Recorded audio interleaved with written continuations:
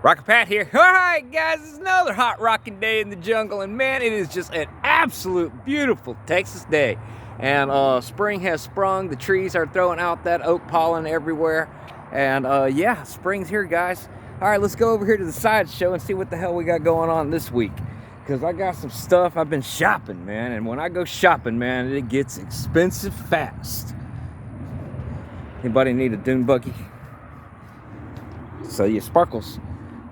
Alright guys, this is what we got going on. The first thing I did this week was I finally got around to finish installing these shelves, because man, the problem with it is that the sickness just makes you end up having to go vertical. And let's talk about that shelf there, because you see that little skinny one there? Man, I was struggling with this situation because I want to be able to put engines and stuff like this up here on these shelves. And you need a certain amount of headspace to do so. But I had enough rack to build 3 shelves.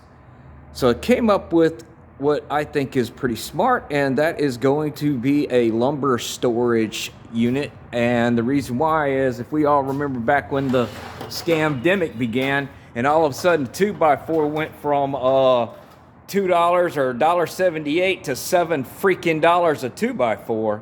Man, you ain't catching me with my pants down again.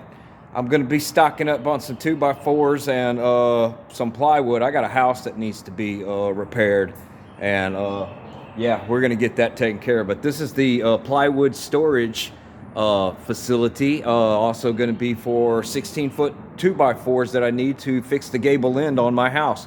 I can buy them now and store them out of the way, safe, where they're not going to get, you know, warped or anything like that. All right, so let's get to the meat and potatoes of this video. And the meat and potatoes of this video is our friend Johnny Little Dick over there.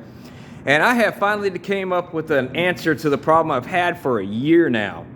I had an engine for this car. I ended up selling it to a customer, leaving me with no engine. Well, y'all remember a few years back, right when the scamdemic began, and I was running around town trying to buy up all them engines and everything, trying to find a good 350 and everything. And I bought up like 4 or 5 engines, and everything turned out to be nothing but trash. Well, I'm just coming to the figuration that small block Chevys, you just can't get any that are any good anymore. And if I got to pay $2,500 to $4,500 for a Target engine through Summit or something, I'm just going to go a different route. And that different route is we just went on an LS buying field, baby. We got LS shit everywhere, man. Let's go see what we have. Now, I've had this. This is a 6-liter out of a tow truck that my buddy Ken, the tow truck driver right there, that truck guy, he got the truck from one of his, somebody, blah, blah, blah. I don't know how it ended up, blah, blah, blah. But he had sold the 4L80E out of it already, and to help him scrap it and all that, I got use of the engine here. So I have a 6-liter here. I already have a PCM for this, and it's already unlocked. So we'll get to that in a second. But then my buddy Charles, tow truck guy, he came up with these 2.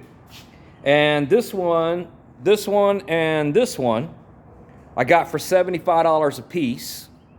Supposedly has lifter issues on this one and unknown on this one, but I pulled that little cover there and there's just dirt and everything inside it. So these 2 are kind of coarse, but the problem with these 2 is these are Gen 4 engines, okay?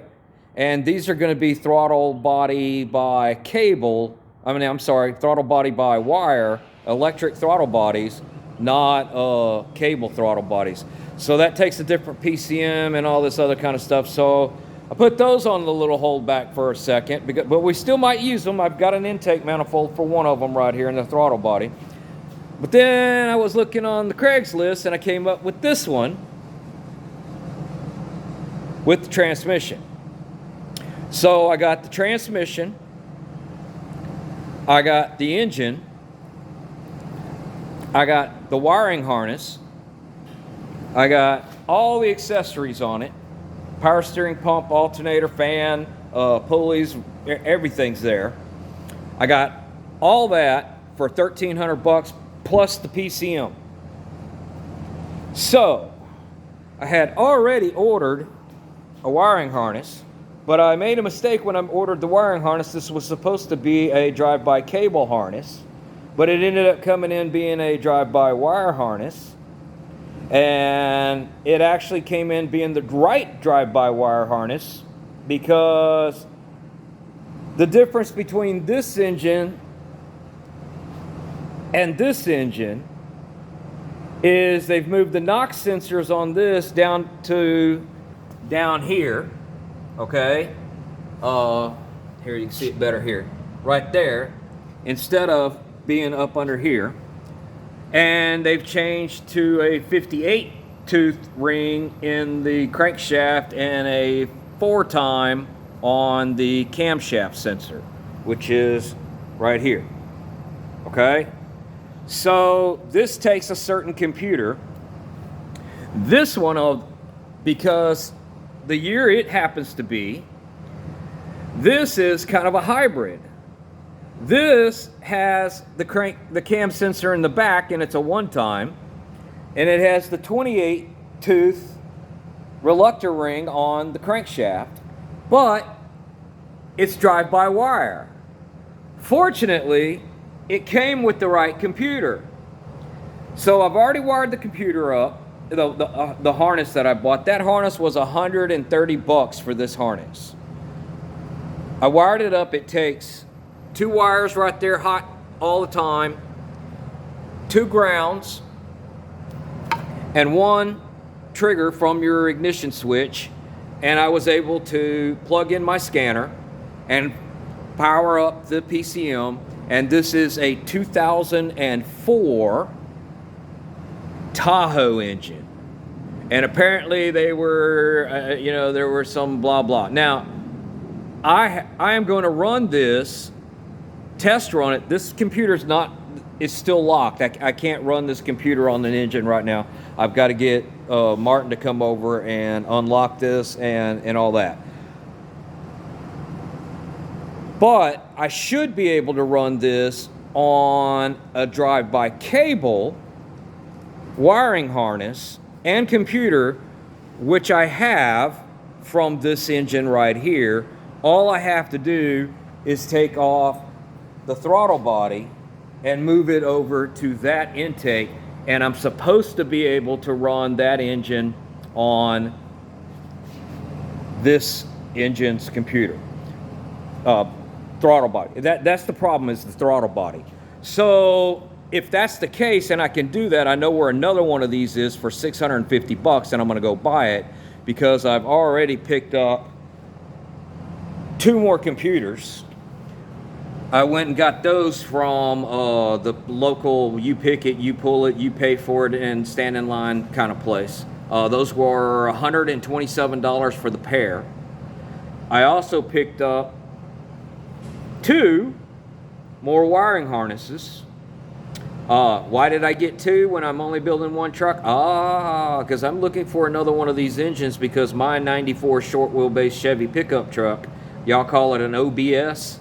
Yeah, it's the one that everybody leaves the note on my truck. Do I want to sell it? Well, that 4.3 liters got 311,000 miles, and one of these days I'm going to be headed back from Leggett, and it's going to go, and that's going to be the end of it, and I need to be ready to take care of it. So anyway, that's why I'm working on 2, not 1. So what I'm going to do this weekend is I am going to unpackage one of these wiring harnesses.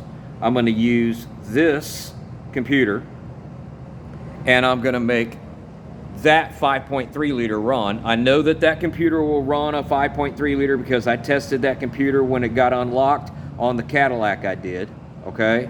So I know it'll start and run. It's just the tune's different. It's going to have the fuel and map and all that just a little different, but everything else is still the same. It'll run, and it should run that engine I've never heard run, and I'm going to fire this one up that I never heard run. Now that we've got to what we're going to finally put in Johnny, let's talk about it real quickly, how I'm going to go about doing it, because there's some parts out there that make this really easy. I have watched, when I go into a project like this, I'm going to watch every video I can find of people doing this, and everybody's having the same problem, and everybody's having the same problem with the exhaust. Apparently there's air quotes, a swap header to do this, but you're gonna have to beat the crap out of it to get the steering shaft to go past it, and man, I'm not interested in that. So I was running through a bunch of stuff, and I seen this Watch JR Go video. Apparently he's real popular or something, but apparently he did an S10 that he was doing, and Hooker, because everything is better with the Hooker headers, fast and easy. Damn it, that ought to be their damn slogans. So anyway, they make this really nice cast, I'm assuming it's steel, unit right here, and it solves two problems. The two problems that it solves is that if you're trying to run manifolds, your exit's not smashing into the frame. It solves the header problem where if you're trying to run headers and air conditioning, this tube on the headers they sell runs right into the AC box.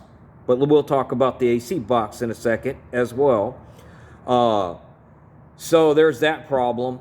So Holley and Hooker decided to make a fix for this, and they did so.